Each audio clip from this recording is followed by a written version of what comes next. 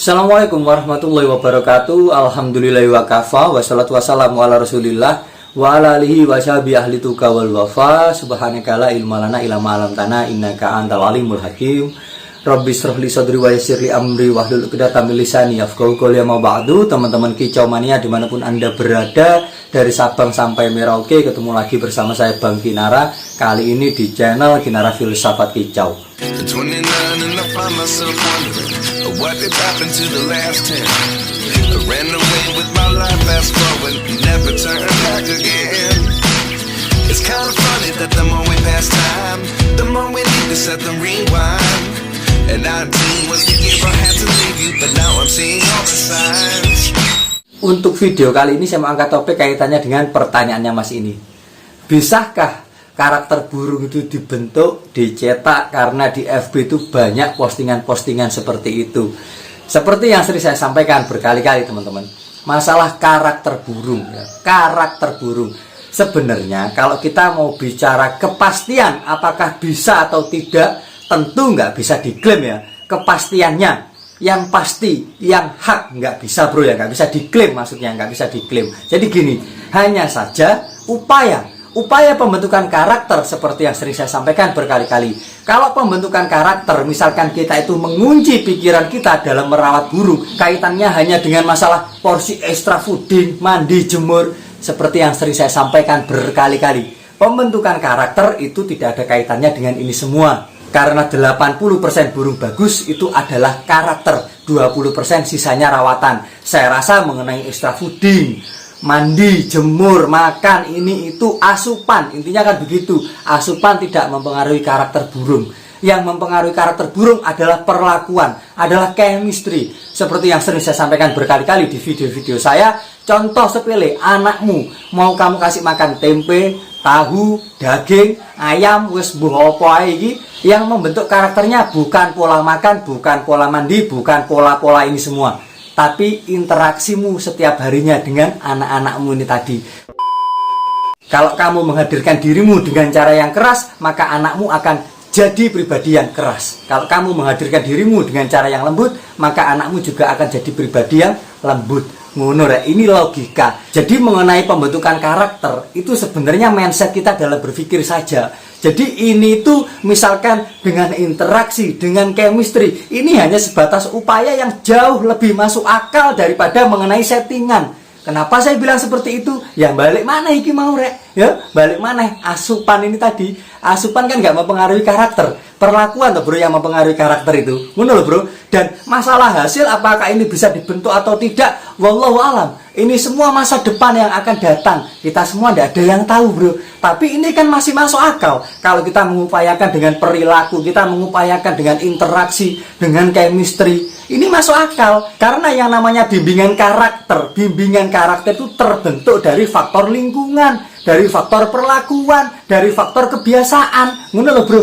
Jadi nggak ada kaitannya dengan asupan makanan. Jadi masih masuk akal. Kalau misalkan sampai menjumpai sebuah postingan pembentukan karakter itu dari asupan jangkrik sekian, ini begini, ini begitu, sudah saya pastikan itu hoak itu. Karena nggak ada nyambungnya sama sekali. Karena bagaimanapun juga yang namanya karakter itu terbentuknya dari lingkungan, dari proses adaptasi, dari interaksi, dari chemistry seperti ini bro. Ya saja ada lah bro, jangan jauh-jauh tak sentil logikamu ya. Contoh binatang yang umum kita rawat, misalkan kucing, ayam, anjing saja. Kalau dia chemistry-nya sudah terbentuk menjadi pribadi yang seperti ini, yang dimana binatang-binatang ini harus lulut itu jinak, harus enjoy dengan perawatnya. Ya kucing, pitik, ya anjing, ya enjoy saja.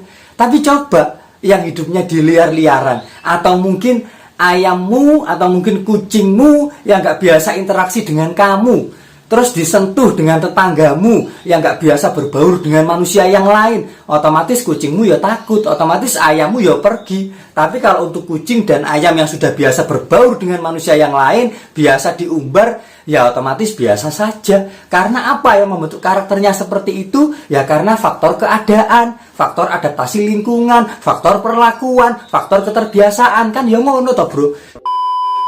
Apakah ayam yang makan pur, kucing yang makan daging, kucing yang makan tikus, kucing yang makan ini, apakah mempengaruhi karakternya? Ya enggak bro. Ya enggak. Jadi mempengaruhi karakternya itu dalam hal interaksi dengan manusianya ini tadi loh ya, maksudnya begitu. Jadi enggak ada kaitannya asupan makanan itu dengan pembentukan karakter, enggak ada. Pembentukan karakter kita itu hanya sebatas mengupayakan. Kalau upayanya dengan interaksi chemistry ini masih masuk akal daripada ketimbang masalah asupan makanan. Dari dulu bro saya bicara seperti ini 2019 mengenai bab chemistry, bab interaksi. Mungkin saat ini sudah banyak beberapa orang yang mulai melintir-melintir, ibaratnya itu katakanlah bermanuver lah ya, mulai mengimprove statementnya jadi ke arah-arah masalah chemistry. Tapi tidak masalah bro, karena apa? Kita itu di sini tujuannya mengedukasi, mencerdaskan orang supaya tidak ada pembodohan. Cuma itu bro, tujuannya begitu. Karena logikanya memang masalah karakter itu bisa dibentuk atau tidak, ini kan masa depan. Jadi kita nggak bisa memastikan, hanya saja upaya yang masuk akal, yaitu dengan interaksi dengan chemistry ini tadi. Burungmu digetak-getak, dikesat-kesut ya chemistry-nya, supaya dia itu cepat respon, tanggap, supaya respon faktornya digetak-getak. Ini kan pembentukan karakter juga, dan ini masih masuk akal.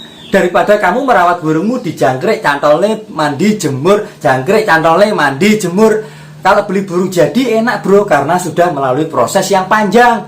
Beda dengan burung-burung yang belum jadi, burung-burung bahan yang dimana ini masih mentah. Jadi ibarat kata ya, kita masalah pembentukan karakter, mengupayakan supaya karakternya sebagus mungkin. Ya ini masih masuk akal. Tentu caranya dengan interaksi chemistry ini tadi, ngono lho rek, bukan dengan asupan makanan, ngono lho. Karena sekarang logikanya kan sepakat toh bro, sangat mudah dipahami dan mudah dicerna toh. Burung bagus 80% karakter, 20%-nya rawatan. Rawatan ini ya meliputi makanan, penyajian makanan, mandi, jemur, ini tadi bro. Tapi kalau karakter, nah karakter ini terbentuk, karakter ini kan karena kebiasaan toh bro, interaksi, chemistry, lingkungan ini tadi toh. Paham nggak toh dari sini? Ini simple loh bro, ini simple. Makanya kan sering toh saya sampaikan, jangan lupa chemistry, interaksi. Caranya gimana? Simple bro, yaitu tadi. Chemistry menurut saya cuma ada itu, nggak ada lagi selain itu.